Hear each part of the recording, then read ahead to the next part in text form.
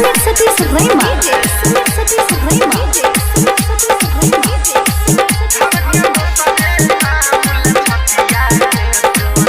Mixed by Parveen Yadav. मारलक वैसन मतिया धर के दोसरे नाम ला छतिया गे सोना।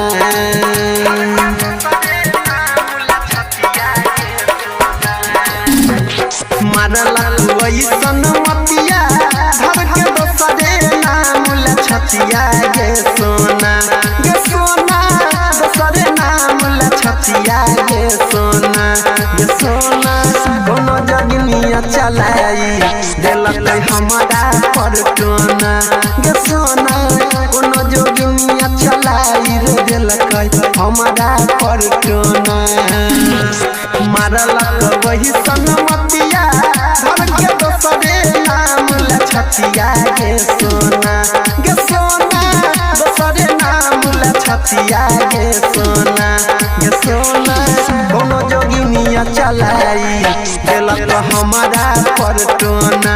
गे सोना कोनो जोगिनिया चलाई देलक हमारा पर टोना। अभी आप सुन रहे हैं तेनवाड़ी से माँ दुर्गा म्यूजिक की प्रस्तुति। DJ Sumit Satish Raima. Sumit Satish Raima. Mix by DJ Praveen Kariyot Bazar. Presented by DY Films. केकरा नजर में गरले हमर तोहर प्यार गे। सातो जन्म के सपना भेलै बेकार गे। केकरा नजर में गरले हमर तोहर प्यार गे। सातो जन्म के सपना भेलै बेकार गे। जियबो चाहे मरबो तोरा रखने छियौ दिलवा के कोना। गे सोना रखने छियौ दिलवा के कोना। गे सोना कोनो जोगिनिया चलाई देलक हमारा पर टोना। गे सोना कोनो जोगिनिया चलाई देलक हमारा पर टोना।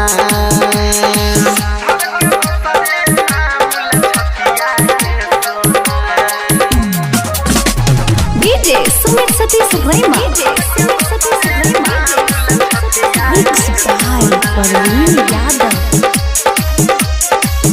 Presented by DY Films. काहे ना सोहैल सनहिया काश परवाना के। कि हम बिगड़ली चाहे कोई जमाना के। काहे ना सोहैल सनहिया काश परवाना के। कि हम बिगड़ली चाहे कोई जमाना के। कहो रूपलाल परवीन अनिल मिलतौ अगिलो जन्म में तोरोना। गे सोना मिलतौ अगिलो जन्म में तोरोना। गे सोना कोनो जोगिनिया चलाई देलक हमारा पर टोना। गे सोना कोनो